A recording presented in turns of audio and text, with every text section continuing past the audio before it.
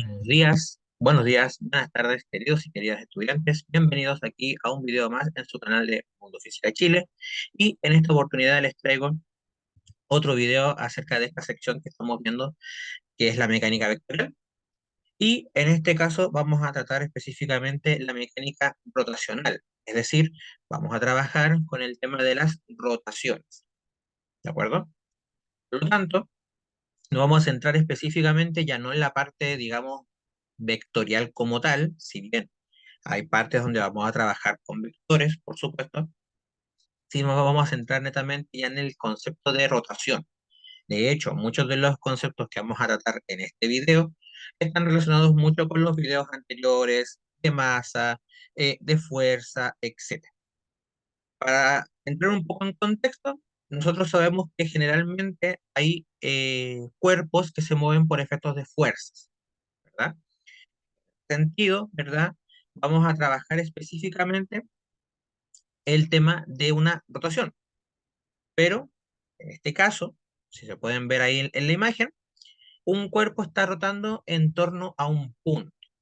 Ese punto, ¿verdad? Se llama eje de rotación. ¿Ok? Por ejemplo, si lo llevo al sistema solar, ese eje de rotación sería el Sol, porque todos los cuerpos del sistema solar giran en torno al Sol. ¿Ok? Ahora, sabemos que el modelo del sistema planetario, ¿cierto? Del sistema solar no es céntrico, ¿verdad? Pero sí está, obviamente, desplazado como lo trabajamos en los videos de, eh, ¿cómo se llama? Perdón, del tema de los modelos planetarios, ¿verdad? El modelo elíptico, ¿cierto? Que es el modelo de Kepler. Bien, entonces, o también, por ejemplo, en la Tierra, ¿cierto? Ya que generalmente tenemos que el eje de rotación, ¿cierto? Es la inclinación de la misma Tierra, ya su eje de rotación. Ahora, a mayor distancia, digamos, a mayor lejanía, ¿verdad? Del eje de rotación, va a tener mayor resistencia a moverse rotacionalmente. Me explico. La Luna, por ejemplo, gira en torno a la Tierra. Eso lo sabemos por el ciclo lunar, ¿verdad? Etcétera. Pues bien, va a llegar algún momento que la Luna se va a alejar completamente de la Tierra. Es decir, que su inercia rotacional es tan alta que no va a poder rotar en torno a la Tierra. En algún momento a los planetas del sistema solar seguramente les va a pasar lo mismo.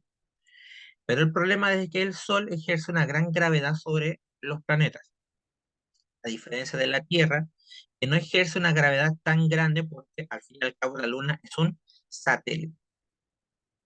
Por lo tanto, va a llegar algún momento, millones de años más, por supuesto, que la Luna se va a alejar completamente de la Tierra, no va a poder ejercer la gran parte de las fuerzas de marea en la Tierra, ¿verdad? No va a haber oleaje, etc. Entonces, ahí la Luna va a adquirir una inercia rotacional mayor. Eso significa, ¿verdad?, que eh, tu capacidad de rotar va a ser tan baja que no va a poder girar en torno a la Tierra y se va a separar de la Tierra, por así decirlo. Si estuviese más cerca, va a tener una mayor capacidad para poder rotar. Eso significa de que su inercia rotacional, al ser tan baja, va a poder rotar con mayor facilidad. Eso es lo que pasa, por ejemplo, también en los planetas que son interiores, por ejemplo, Mercurio, Venus, inclusive también la Tierra. ¿Ok? Súper. Acá tenemos algunos ejemplos, ¿verdad? Acá tenemos el péndulo de Foucault, ¿verdad? Perdón por decir mucho, ¿verdad? Ya ahí ya me disculpo. Ya, si ven que digo mucho esa palabra, es una muletilla, ya no puedo hacer mucho, trataré de decirlo menos, ya, disculpen ahí. Em, Ahí tenemos, como dije, un péndulo, ¿verdad? Que se generalmente se está desplazando en torno a ese punto, ¿ok? Tiene el punto en el centro, entonces ahí tenemos que tiene un eje también de rotación.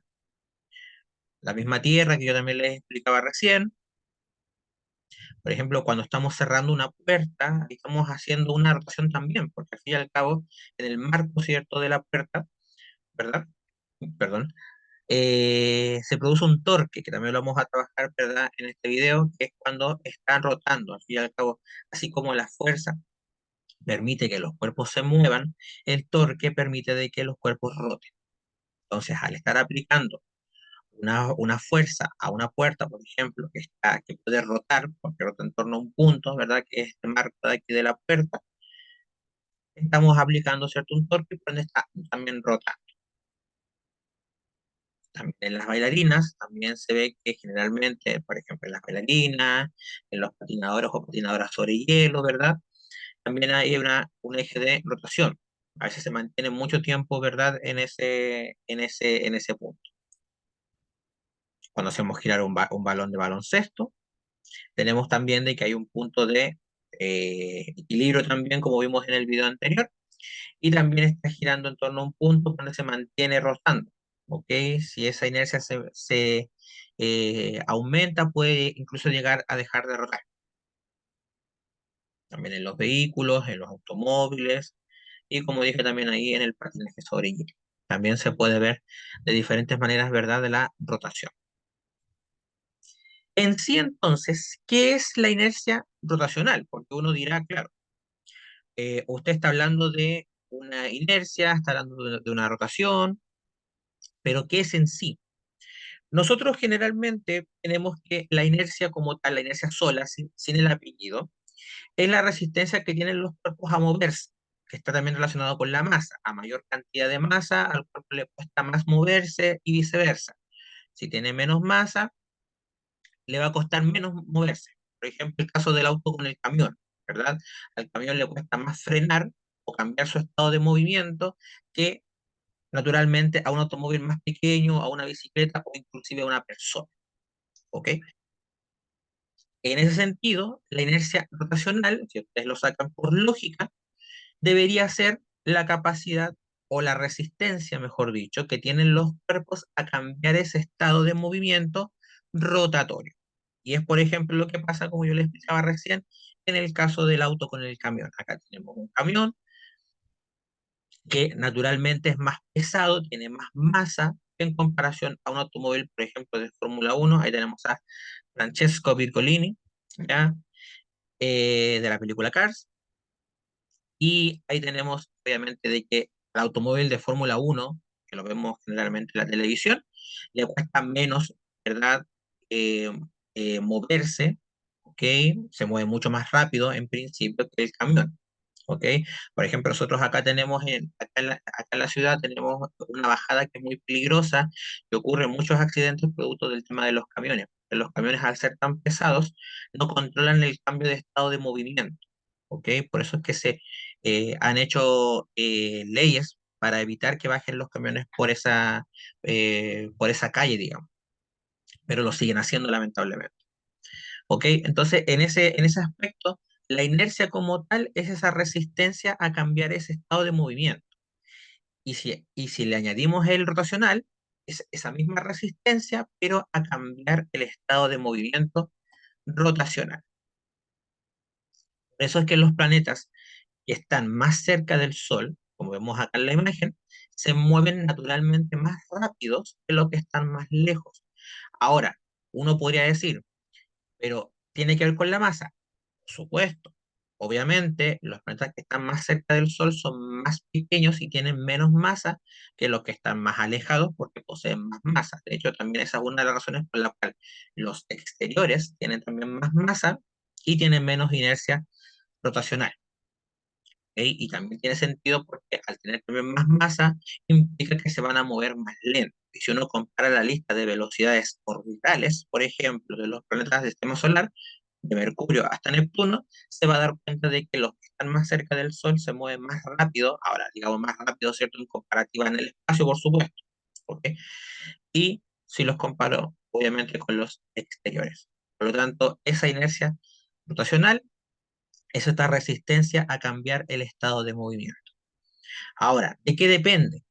Generalmente, esta inercia depende de cuatro cantidades o de cuatro, eh, por así decirlo, propiedades, mejor dicho, o características, como dice ahí, ¿cierto? En el Power, que van a influir en si tengo mayor inercia rotacional o tengo menor inercia rotacional.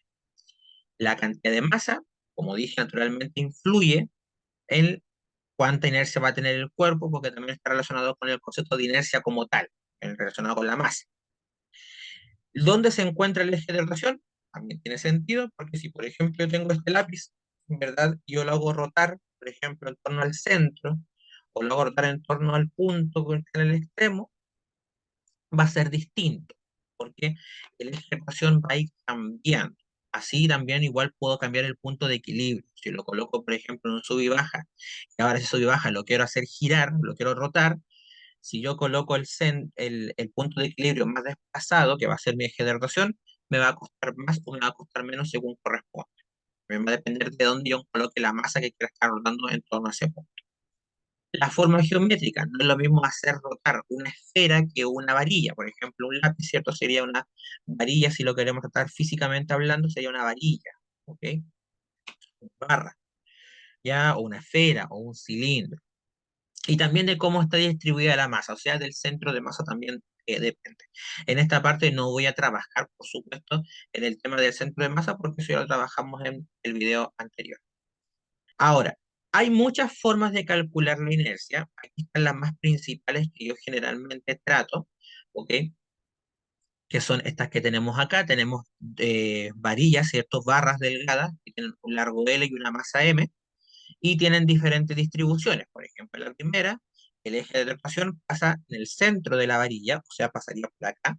Ustedes lo ven aquí en la pantalla mía, ¿verdad? Pasaría por el centro.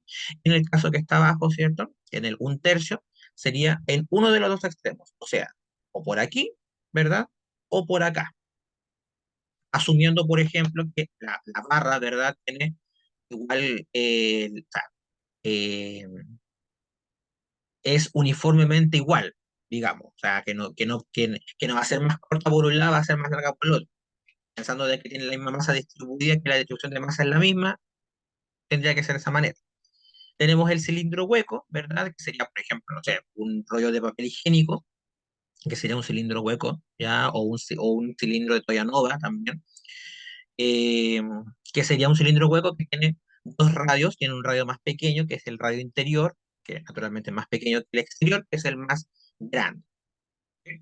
Y tenemos una esfera maciza, por ejemplo, la Tierra se considera como tal una esfera maciza, cualquier planeta se considera como una esfera maciza. Así que podría yo calcular, por ejemplo, cuál es la inercia rotacional de la misma Tierra, en función de su masa y en función de su radio, pensando que el radio es 6.400 kilómetros aproximadamente y que su masa es 6 por 10 elevado a 24 kilogramos aproximadamente. ¿Ok? Esas son las distribuciones que generalmente nosotros podemos llegar a tener dentro de la inercia rotacional o momento de inercia también. Eso también noto que se me había olvidado decirles. También se le dice momento de inercia, para que lo tengan en consideración. Son sinónimos. Básicamente es lo mismo, no, no hay ningún cambio en si yo digo inercia rotacional o digo momento de inercia, es exactamente lo mismo. En un video en el canal también hay ejercicios en los cuales yo les explico cómo también hacerlo con esas cuatro expresiones. ¿Qué es el momento de inercia? Lo dijimos recién. Es la resistencia que tienen los cuerpos a cambiar su estado de movimiento rotacional. Cuando la inercia será mayor, cuando yo me encuentro más lejos generalmente del eje de rotación, si estoy más lejos, naturalmente va a ser mayor y eso va a indicar que la rotación va a ser menos. Son inversamente proporcionales. ¿De qué depende el momento de inercia o inercia rotacional? Depende de la cantidad de masa, de la posición del eje de rotación, de la forma geométrica, que ya vimos cuatro recién, y de la distribución de la masa o específicamente el centro de masa. ¿Cómo se relaciona el torque? Eso lo vamos a trabajar ahora. Porque si bien el torque es la causa que describe una rotación, así como la fuerza describe el movimiento, tenemos que el torque me permite describir una rotación. ¿Cuándo va a ocurrir este movimiento, cierto? Rotacional. ¿Cómo ocurre esta aplicación? Vimos, por ejemplo, en los GIFs, ¿verdad? Al principio de este video, vimos que en la puerta se puede aplicar un torque. Cuando yo cambio un neumático o quiero hacer, por ejemplo, una mancuerna que se llama cuando yo hago esta presión con el tema del brazo, cuando quiero hacer ejercicio. También estoy aplicando un torque porque estoy aplicando una fuerza en torno a un punto de rotación o un punto de equilibrio, un punto de torque que hablábamos en el video anterior.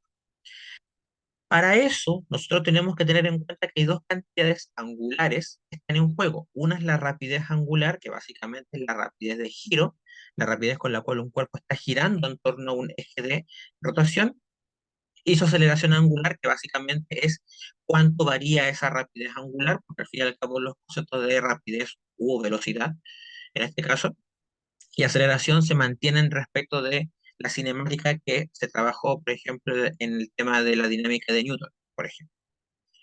Entonces, nosotros acá tenemos tres puntos, tenemos el punto A, B y C, y generalmente la posición, ¿cierto?, de esa partícula en función de la circunferencia va a estar cambiando, ¿ok? De manera que entre A y B y entre B y C se formen dos ángulos.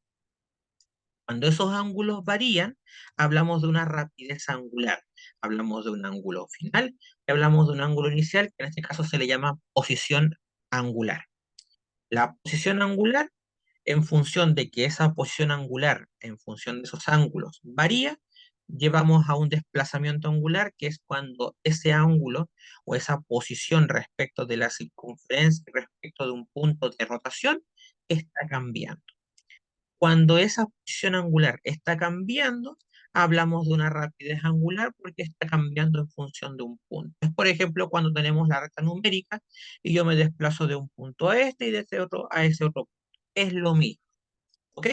Solo que ahora hablamos de ángulos, hablamos de circunferencias. Al fin y al cabo, esto es un movimiento circunferencial, ¿ok?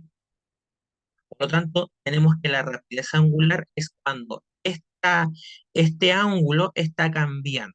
Ahora, yo sé que tú que estás viendo este video en la pantalla puedes decir, ya, ¿y cómo me imagino que está cambiando el ángulo? Es súper simple. Cuando los cuerpos giran, llevan una velocidad, ¿cierto? Que es básicamente la velocidad lineal que nosotros conocemos, que son 10 metros por segundo, 20 metros por segundo, etc. Pues bien, sentido. Cuando ahora el cuerpo está girando, además de llevar esa rapidez lineal, que es la rapidez que tiene el cuerpo, que es cuando está moviéndose, también experimenta otra rapidez, que es la rapidez de giro. Esa rapidez de giro es la rapidez angular. Es que tanto se mueve respecto de un punto de rotación. ¿Pueden ser iguales las dos rapideces? Sí. ¿Pueden ser diferentes? Sí. ¿Ok? Porque puede que la partícula haga una espiral en torno a ese punto y naturalmente los ángulos pueden ir cambiando. Entonces, la rapidez angular básicamente es la rapidez de giro en torno a un punto de rotación. Y la aceleración angular básicamente vendría siendo esa variación de la rapidez angular en función del tiempo. Así como cuando tenemos que la aceleración angular es la variación de la velocidad respecto del tiempo, en el caso de la aceleración angular es esta variación de la rapidez de giro en función del tiempo. Ahora, los ángulos no se pueden medir con metros porque es un ángulo, es algo que nosotros podemos medir 20 grados, 30 grados, etc. Pero los ángulos no se relacionan con, por ejemplo, el segundo, etc. Para ello, nosotros tenemos que fijarnos de que tenemos que encontrar una unidad que pueda ser compatible con el segundo, el metro, el newton, etc. Para eso se describe la medida del radián, que básicamente es cuánto mide un ángulo, ¿ok? Cuánto mide un grado, ¿cierto? 2 grados, etc. Esa medida, que es la medida radial, se obtiene a través del radio de una circunferencia fija, ¿ya? Que hay matemáticas, ¿cierto? Si ahí, por ejemplo, puedan preguntar a su profesor o profesora de matemática o buscan videos, ¿cierto?, de qué es el radián, también se lo pueden explicar mucho más fácil y mucho más sencillo de lo que yo le puedo explicar, ¿ok? Recuerden de que yo puedo explicar algo, ¿cierto?, que quizás va a estar erróneo y ustedes lo pueden ir comprobando con otros videos si todavía no están mal y ya me lo pueden hacer las correcciones, ¿cierto? Y generalmente, como yo siempre les he dicho, los videos son para también irnos apoyando mutuamente. Esa también es la idea. Entonces, en estos casos, ¿verdad? El radián es la medida de ese ángulo, es la medida física, por así decirlo, de este ángulo, de un grado. Por lo tanto, si yo quiero variar ese ángulo en función del tiempo para hacerlo compatible, la rapidez angular se va a medir en radianes por segundo o radianes dividido en segundo. Y en el caso de la aceleración, como hay una doble variación del tiempo, ¿verdad? Respecto de la posición angular, sería radianes partido en segundo al cuadrado o dividido en segundo al cuadrado, ¿ok? Porque al fin y al cabo la rapidez siempre es ¿cómo decirlo? Una función, ¿verdad? Ya respecto del tiempo y la aceleración respecto del tiempo al cuadrado, o respecto de un segundo al cuadrado. Entonces, al fin y al cabo también tiene mucha relación con el tema de las derivadas, que seguramente en matemáticas también lo pueden estar viendo en sus clases. Entonces, la aceleración, ¿cierto? Es dividido en segundo al cuadrado y como hablamos de un ángulo, eso es radianes dividido en segundo al cuadrado. Ahora bien, nosotros tenemos generalmente de que el torque es la causa de una rotación. Para que un cuerpo se pueda mover rotacionalmente hablando, tiene que aplicarse una fuerza porque el cuerpo tiene que moverse. Pero como tiene que hacerlo en función de una posición, de un punto de rotación, hay una distancia R que lo separa. Y en ese caso, nosotros teníamos, ¿verdad? En el video anterior, que era R por F. Pero como estamos hablando vectorialmente hablando, valga la redundancia, sería un producto vectorial. Al fin y al cabo, el producto vectorial vimos en los videos pasados que es el producto entre dos vectores, pero cuyo resultado es un vector. Acá estamos aplicando la misma definición del torque escalar, que básicamente es el radio o la distancia por la fuerza, solo que enfocando ahora a una posición, ¿verdad? A un espacio ya, por ejemplo, tridimensional, si lo queremos llevar al espacio tridimensional en tres dimensiones. Ahí también, ¿verdad? Podemos calcular de mejor manera, ¿verdad? El torque. Ahora, uno dirá, pero ¿y el R por F qué sería? El R por F sería el módulo de ese producto vectorial, como lo vimos también cuando hablamos del producto escalar. Al fin y al cabo, el producto escalar es el módulo del producto vectorial. Entonces, ahí yo puedo calcular el tema del torque. Puedo calcularlo en ese caso. Ahora, ¿cuál es el R? Básicamente es el vector posición donde está el cuerpo respecto del eje de rotación. Está, por ejemplo, en el 2,1, ya suponiendo que el eje de rotación es el origen, o está en el menos 1,-1, ejemplo. Ya, ahora, si fuera en tres dimensiones, no sé, el 0,5, -1, también. Y la fuerza es la fuerza que yo estoy aplicando al cuerpo para que pueda moverse, porque al fin y al cabo, si yo quiero hacer rotar este cuerpo, tengo que aplicarle una fuerza para que ese cuerpo se mueva al fin y al cabo. Entonces, también estamos aplicando en función de esa fuerza y también de este torque. Cuando esa fuerza permite que el cuerpo se mueva y además ese cuerpo esté girando en torno a un punto, hablamos de un torque. Por eso es que el torque es la causa que describe una rotación. De la fuerza es la causa que describe un movimiento, cualquiera sea este. Y además, como el cuerpo experimenta un movimiento, también va a experimentar una aceleración, que sería la aceleración tangencial. Básicamente es cuando el cuerpo se está moviendo, naturalmente, que es la aceleración que uno conoce tradicionalmente, que es la variación de la velocidad, perdón, en función del tiempo, pero también tenemos la aceleración normal, que es la aceleración que apunta hacia el centro de la circunferencia y es radial. Por ejemplo, siempre se ha hablado de que la gravedad permite que los cuerpos lleguen hacia el suelo y que la gravedad, por ejemplo, en la Tierra es 9,8 metros por segundo al cuadrado. Pues bien, esa aceleración, esa gravedad es una aceleración normal que se dirige hacia el centro de la circunferencia donde se encuentra el punto que ejerce esa gravedad. ¿Ok? Que en este caso en la Tierra sería el núcleo, por así decirlo. Por ejemplo, en el caso del sistema solar sería naturalmente el Sol, porque es el más grande, pero si le llevamos al plano de la Tierra mismo y que básicamente la gravedad es una aceleración como tal, la gravedad es una aceleración normal porque siempre va dirigida hacia el centro. En cambio, la aceleración que yo experimento cuando me estoy moviendo linealmente o de forma curva, es una aceleración tangencial. Por lo tanto, nosotros, por ejemplo, las personas, cuando nos estamos moviendo, ¿verdad? En la misma tierra, experimentamos dos aceleraciones. Dos. La tangencial, por ejemplo, ya, yo cambié mi velocidad y me moví y experimenté una aceleración de 5 metros por segundo al cuadrado. Eso es tangencial.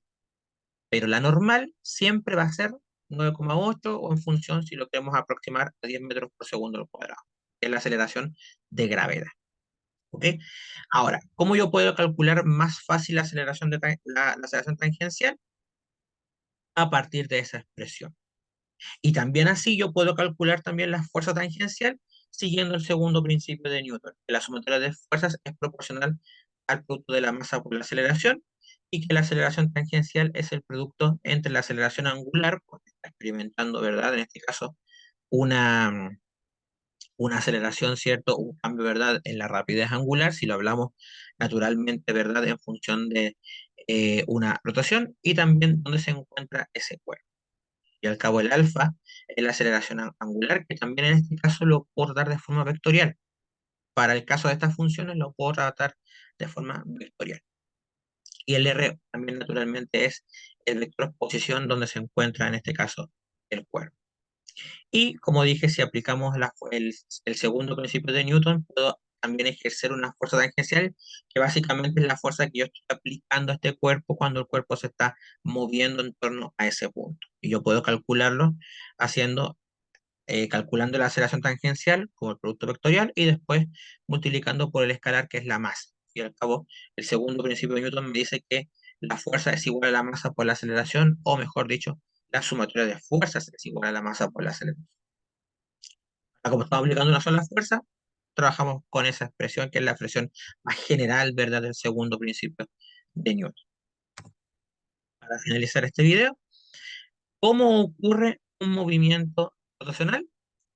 Cuando aplicamos una fuerza a un cuerpo y este cuerpo se mueve en torno a un punto. Al fin y al cabo, cuando aplicamos un torque, ¿qué implica que la aceleración angular sea igual a cero? Que la rapidez angular es constante. Por lo tanto, hablamos de un movimiento circular uniforme. ¿En qué consiste la aceleración tangencial? Es la aceleración que experimentamos o que experimenta un cuerpo cuando se mueve generalmente. ¿Ok? Si el cuerpo ya gira en torno a ese punto o no, eso va a depender de la aceleración angular, que es la aceleración de giro en este caso. ¿Ok? Pero la aceleración tangencial es la aceleración que experimentan los cuerpos cuando se están moviendo, ya sea funcionalmente hablando o también de forma lineal. ¿Por qué en un movimiento rotatorio, ¿verdad?